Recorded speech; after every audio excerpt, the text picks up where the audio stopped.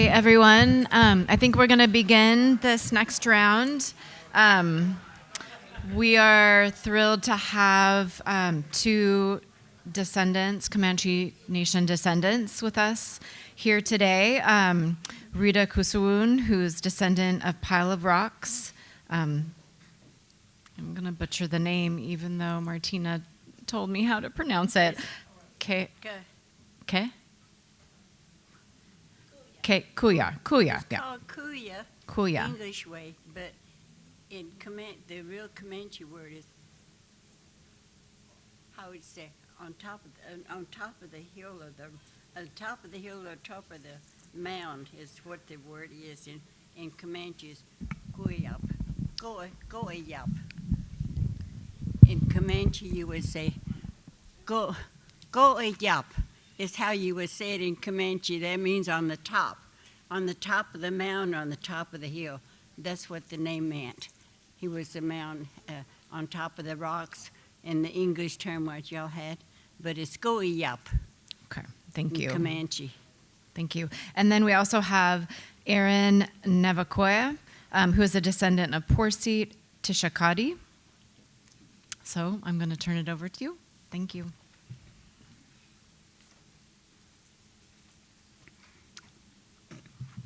Good morning, everyone.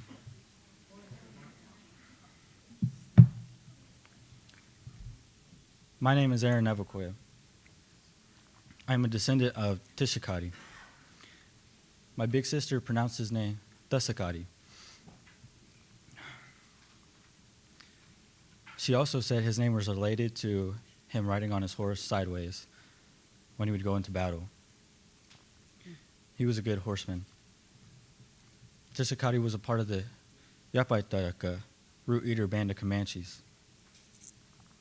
He was also from the Tuwika, Black Knight Society. Tishakadi today is buried in Otopobe Cemetery in Fort Sill, Oklahoma.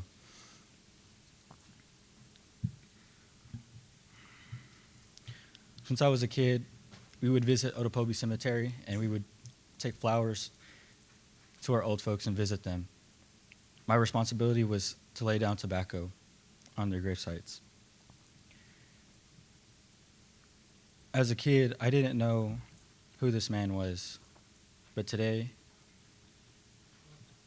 I know the significance and importance of who he was and what he had to go through in his lifetime.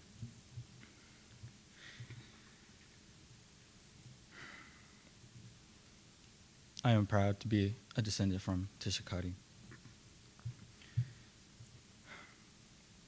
I can't imagine when they returned home how they must have felt I'm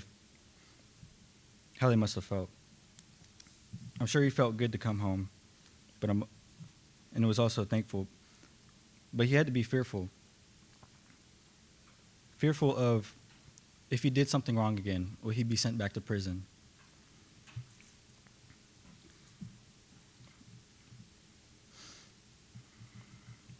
My visit at Fort Marion was a very humbling one. I also filled my heart with sadness to know that they were incarcerated for being Indian and held there by force.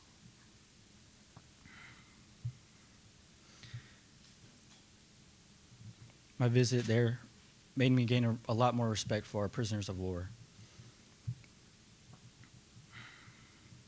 And I am honored to be the voice of my family. I understand that there is more work to be done, and I will always support everyone who puts the effort into telling our history. I would like to thank everyone who was involved for allowing us to participate and speak our truth. Urakoki.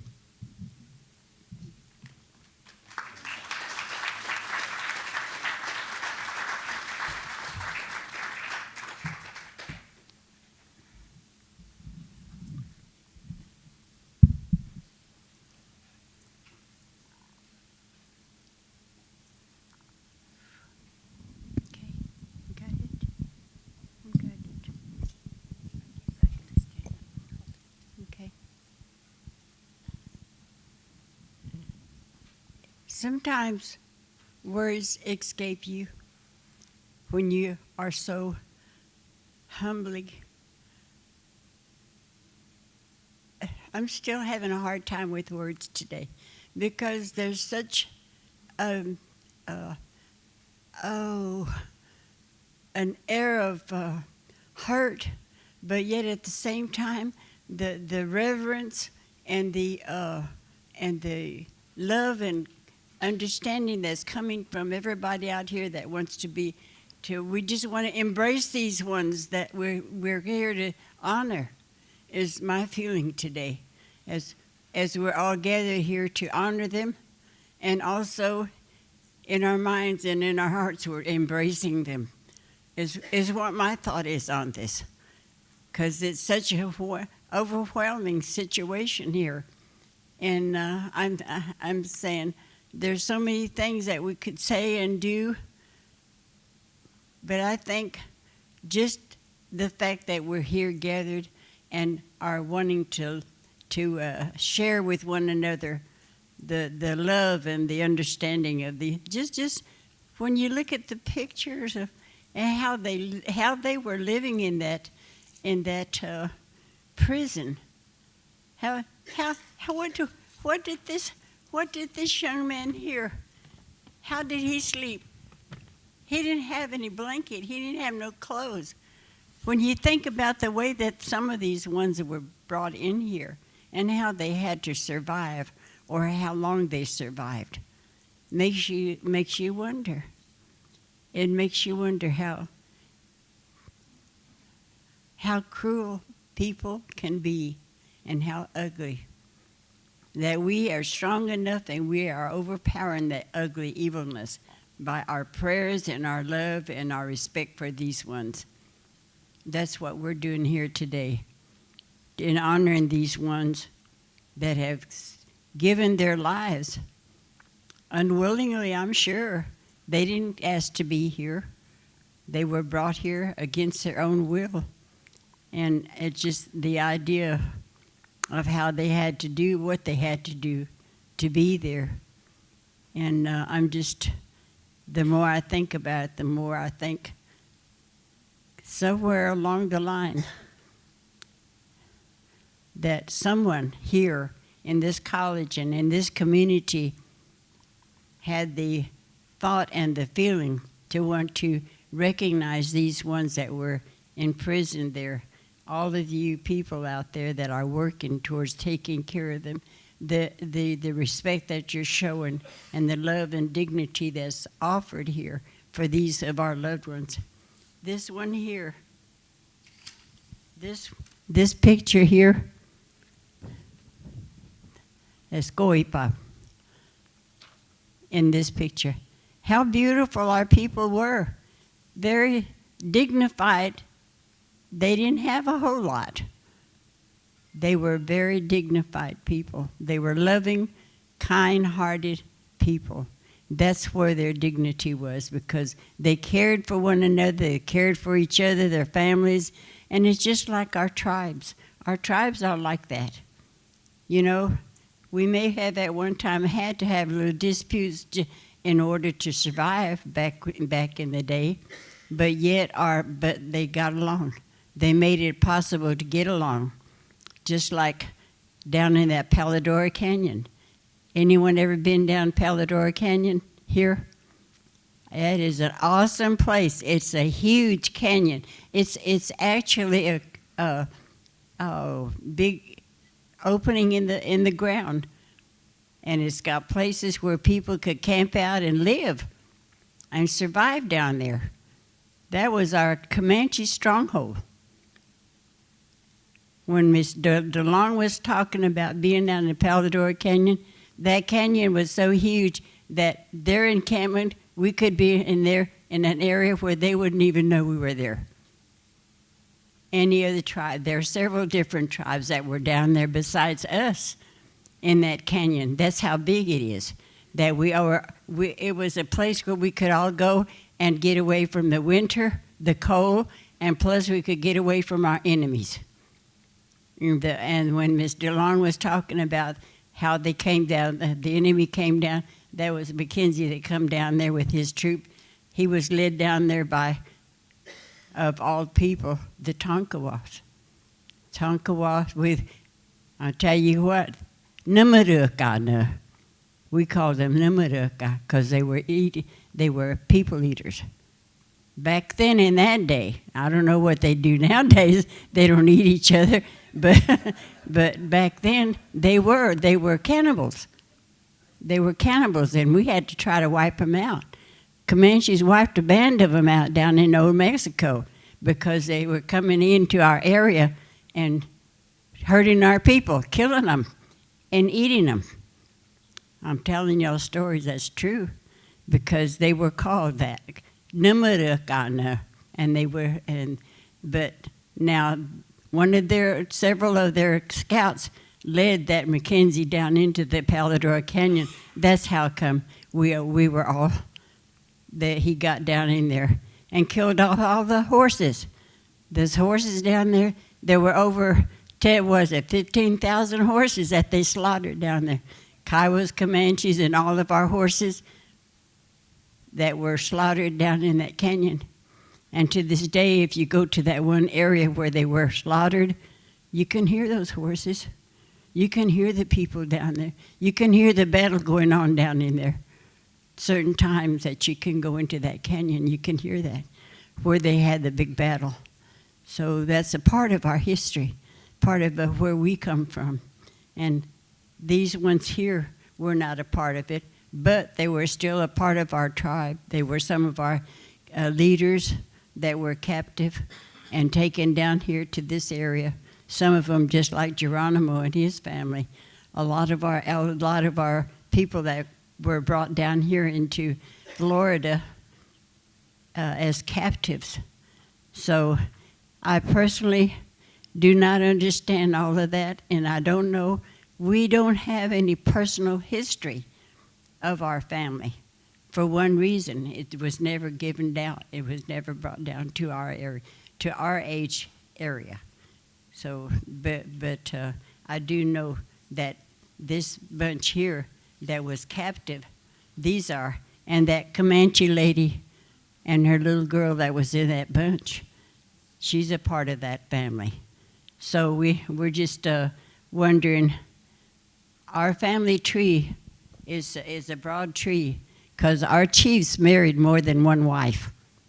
Our chiefs had 3 or 4 wives, or maybe even 5, and Quanah Parker had 9. So you see, from those wives, we were all out there. As family tree went out like this, he's on my family tree. And so was that other young man that was up here with me yesterday. Because of this situation where our families were, our chiefs were well known for having a lot of wives. They were asked once about how come they should only have one wife, like the white man. They have to give up all their wives. Quanah Parker didn't give up his wives. He moved them out into their own teepees away from him, but he could go visit them when he wanted to. That's how they got away with not having to divorce their wives. But it's true. I'm not sure about the Kiowas, the leaders in the Kiowa tribe, but I do know Comanches. All the chiefs had more than one wife. So you got to figure. And I am a descendant of Chief Atakapap, who's Deerhead, on my daddy's side of the family, and on my mother's side of the family, I'm great-great-great-great-granddaughter of Chief Mukwara, and there's so many other ones. We're descended from a lot of chiefs, white horse, black, and there's just so many of our chiefs that are out there. Beautiful people. They did a good job of taking care of us back in the day. They made sure that everything was well until I don't know if it's invasion or what, how we were annihilated or assimilated or whatever you want to call it. I don't have a word for it myself. I'll just say we were overtaken. Our lands and our homes, our where we come from was overtaken, and we were kind of like lost kids out there in the middle of nowhere, what are we going to do? Even our chiefs back in the day when they were disbanded, so to speak. But that's a whole different ballgame than what we have today, except we still have chiefs in our tribe. We still have tribal leaders that are taking care of us today. And they are doing a good job as far as I can see. I don't see any. I wished I could say that about Mr. Trump. Sorry. I don't know what brought that on. Oh, no. But getting back to this Fort Marion thing, so glad y'all are doing this good job. I am so proud of y'all. And if we can come back again, we're willing to come back. If you need us to help you with anything, just give us the go-ahead. We're here for you. We're backing you up all the way for taking care of our people. And I understand there's another little cemetery somewhere around the corner that had several people that were in it. We didn't get to go over there because the bus can't get into it. But it's on the shore, right on the edge of the lake, the water. I don't know. Maybe some of you forest people can understand what I'm saying. But it was pointed out to us this morning. It's a little bitty curve as you come around the corner from where we were staying at that hotel, and it's right on the waterfront. And there's so many Indian graves there, and I was wanting to find out about that, if anyone knew how to get to that point. But you know, I'm like Miss DeLong. I'm a linguist, according to the English people. I taught school at Elgin Public School for 8 years, the Comanche language. And guess what? My first paycheck from the school, it had on there foreign language teacher, foreign language instructor. I said, looky here. I was waving it around. I'm a foreign language teacher. I come from somewhere. I don't know where I come from. But that was so comical to me that I was a foreign language instructor. But I was also saying, I'm like Miss DeLong, Comanche is my first language. I was raised by my grandparents, and I am a fluent speaker in the Comanche language, and I still help out. I helped get our dictionary going. We got a dictionary. We've got CDs, DVDs, whatever, and books to help out with our younger people now. And we also have a charter school now for our young people. We have a charter school that started several years ago, and we have little ones that are learning the language. And I'm a part of that group that's helping to take care of that. Plus, I'm a tribal judge. I'm a tribal judge since 1997. So we do have our own court system, and we do what we're supposed to do in that court system.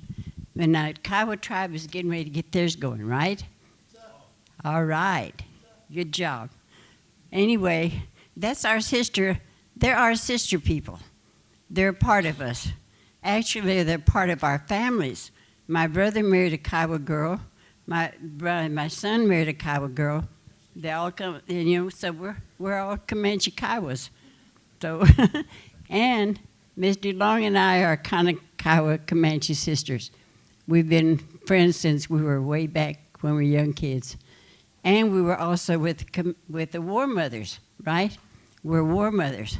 So we come a long way. And all the things she said a while ago really pertain to both of us because of the way we came up, the way we live, the way we do our thing, where we come from in our area. And it's not so much mixed up in a bad way or anything like that. We just our families are all interrelated, intermarried, and it's just like we're one people. That's the way I look at it. In fact, even all of our Native Americans, as far as I'm concerned, we're all one big family, and we need to start pulling more together. I'm a little bit too old to run for politics, but you know something? You younger ones can get out there and pull it together. Y'all can pull our tribes together and let us be like those Tutavos, Utavos, and all them other people. Y'all know what I'm talking about. And that way we can be strong. We can be strong as they are. Actually, we're strong in our own way because we're sovereign people. That's one thing this government can't take away from us. We are sovereign. We do belong here. They cannot change that. I don't care what they do. So.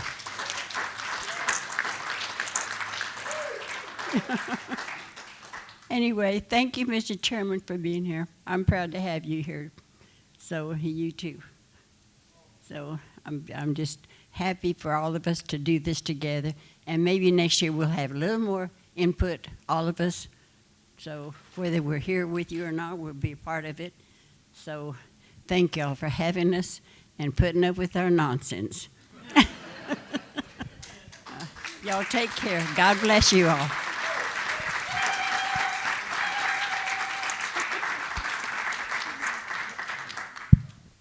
Ikaya.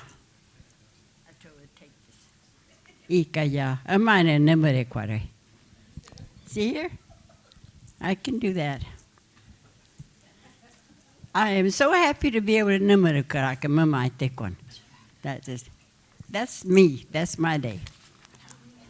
Sa na nesuka si kataven. Mama mana si kyuka sa nesuka. I'm sitting here visiting with y'all and I feel good. That's what I'm saying in Comanche. I want to sing with y'all, but I can't do that. They'll run us out of here. Only my mama. I start singing, we'll all be sitting here having fun. Thank you so much. And I'm not sure if you're talking about Fountain of Youth or Nombre de Dios or Huguenot Cemetery, but that's what we're here for. We'll get you that information that you need, and any questions you have, direct to us. And there's so many cemeteries around the corner, but we're going to find the right one. So many cemeteries and churches right around the corner. We're going to find it for you, and we will get you whatever information you need. So thank you. Interesting to know because it's a little Indian cemetery, and it's by itself on the beach. On the beach. Where they were going to build the condos, and all the Native Americans around came to stay here and develop there. Okay. Building condo on top of those graves. That sounds familiar. Okay, so we'll get you that information, yes, we will continue to advocate for them not to build on top of it as well. So thank you for coming, and as you said, this is the beginning of the conversation. So we're excited to have all your input this year and next year. Thank you. Thank you. Thank you. So.